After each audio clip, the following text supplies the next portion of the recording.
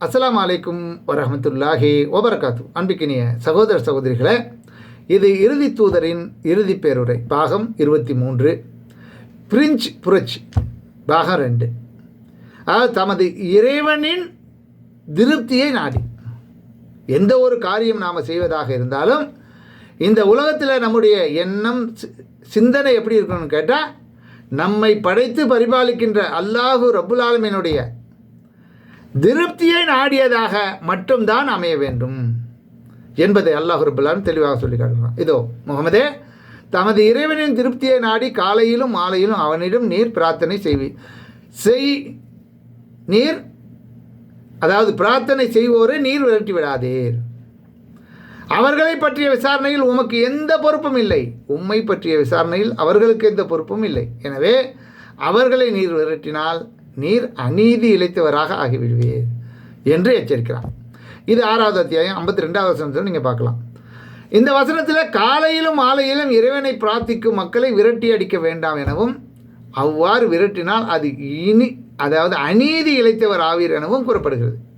இது போன்ற கருத்து மேலும் பல வசனங்களிலும் கூறப்படுகின்றது. சாமானியர்களையும் ஏழைகளையும் அடிமைகளையும் செல்வந்தர்களுக்காக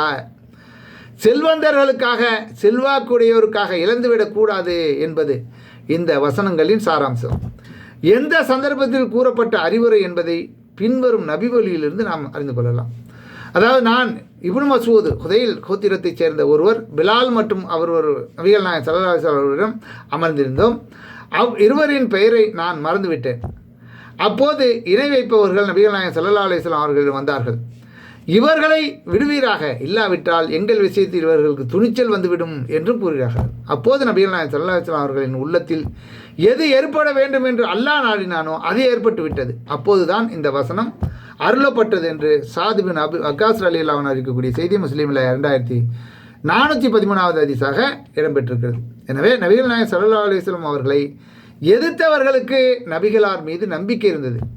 40 வருடங்களாக அவர்களின் அப்பலுக்கற்ற வாழ்க்கையை பார்த்து அம்மக்கள் இறை தூதர் என்று முகமது பொய் சொல்கிறார் என நினைக்கவில்லை. அவர்களிடம் உள்ள முக்கியமான தயக்கம் காலாகாலம் காட்டி காத்து வந்த சாதி அமைப்பை, ஏற்றத்தாழ்வை இவர் உடைத்தெறுகிறார்.